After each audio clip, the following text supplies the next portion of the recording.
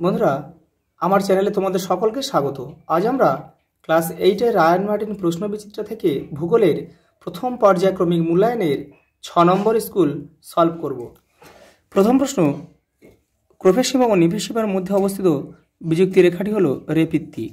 পরেরটা, ভূ অভ্যন্তরে কঠিন তরল যে কোনো মাধ্যমের মধ্যে দিয়ে প্রবাহিত হতে পারে ভূমিকম্পের যে তরঙ্গ সেটি হলো পি তরঙ্গ। পরেরটা, পৃথিবীর মোট আয়তনের সবচেয়ে বেশি অংশ দখল করে আছে গুরুমণ্ডল। পরেরটা, শিলামণ্ডলের গভীরতা প্রায় 100 কিলোমিটার। পরেরটা, কেন্দ্রমণ্ডলের অপর নাম হচ্ছে নিফে। পরেরটা, রবিনসন দ্বীপের গভীরতা প্রায় 3 থেকে 4 কিমি। পরেরটা, ভুটানের রাজধানীর নাম হলো ভুটানের রাজধানী হচ্ছে থিম্পু। পরেরটা, দারুচিনির দ্বীপ বলা হয় শ্রীলঙ্কাকে, শ্রীলঙ্কা। পরেরটা, বাংলাদেশের প্রধান নদীর নাম হচ্ছে মেঘনা। পরেরটা, শ্রীলঙ্কার উচ্চতম শৃঙ্গের নাম হচ্ছে পেড্রো তালাগালা। পেড্রো তালাগালা। পরেরটা, সার্ক সম্বন্ধে সংক্ষিপ্ত বিবরণ দাও। তোমাদের টেক্সটের 74 নম্বর পেজে উত্তরটা রয়েছে। এই যে এখান থেকে এই বন্ধু লিখতে হবে। পরেরটা, ক্যারেজ প্রথা কাকে বলে? তোমাদের টেক্সটের 77 নম্বর পেজে উত্তরটা রয়েছে। এই যে দেখে নাও, এখান থেকে এই পর্যন্ত লিখলে হয়ে যাবে। পরের প্রশ্ন, মায়ানমার থেকে ভারতে আমদানিকৃত দ্রব্যগুলির নাম লেখো। তোমাদের টেক্সটের 76 নম্বর পেজে উত্তরটা পাবে।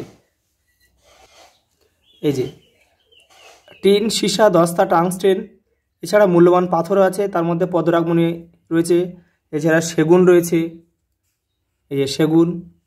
পরের প্রশ্ন, নেপালের পর্যটন শিল্প সম্পর্কে যা যেন লেখো। তোমাদের টেক্সটের 75 নম্বর পেজে উত্তরটি রয়েছে।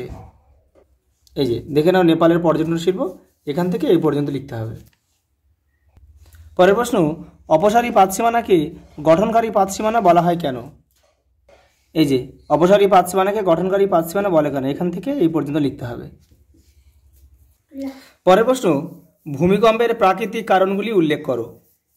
এই যে ভূমিকম্পের প্রাকৃতিক কারণ, এখান থেকে যে কোনো 3টে তোমরা লিখে নেবে, ছোট ছোট দেখে তোমরা যে কোনো 3টে বা 4টে লিখে নেবে। পরেরটা, টিকা লেখো প্রশান্ত মহাসাগরীয় আগ্নেয় মেঘলা। তোমাদের টেক্সটের 16 নম্বর পেজে উত্তরটি রয়েছে। এই যে এখান থেকে এই পর্যন্ত লিখতে হবে। পরের প্রশ্ন, ভূগাঠনিক প্রক্রিয়া বলতে কি বোঝো? তোমাদের টেক্সটের 11 নম্বর পেজে উত্তরটি রয়েছে। এই যে এখান থেকে এই পর্যন্ত লিখতে হবে। পরেরটা, আগ্নেয় শিলা ও পাললিক শিলার মধ্যে তুলনামূলক আলোচনা করো। দেখে নাও, এই যে এখানে 3টে রয়েছে, তোমরা শুধু আগ্নেয় শিলা আর পাললিক শিলাটা লিখলে হয়ে যাবে। পরেরটা, প্রাথমিক শিলা কাকে বলে? উদাহরণসহ আগ্নেয় শিলা শ্রেণীবিভাগ করো। তোমাদের টেক্সটের 20 নম্বর পেজে উত্তরটি রয়েছে। এই যে প্রাথমিক শিলা আর আগ্নেয় শিলার শ্রেণীবিভাগ হচ্ছে নিঃসারী আগ্নেয় শিলা আর উদ্ভিদী আগ্নেয় শিলা, সংজ্ঞাসহ উদাহরণ লিখতে হবে। পরেরটা, শিলাচক্র বলতে কি বোঝো? তোমাদের টেক্সটের 24 নম্বর পেজে উত্তরটা রয়েছে। এই যে এখান থেকে এটাও লিখতে হবে, আবার এপারেও লিখতে হবে, এই পর্যন্ত। লাস্ট প্রশ্ন, কাস্ট ভূমিরূপ কাকে বলে? তোমাদের টেক্সটের 25 নম্বর পেজে উত্তরটা রয়েছে। এই যে এখান থেকে এই পর্যন্ত। আজ এই পর্যন্ত, দেখা হবে পরের ভিডিওতে।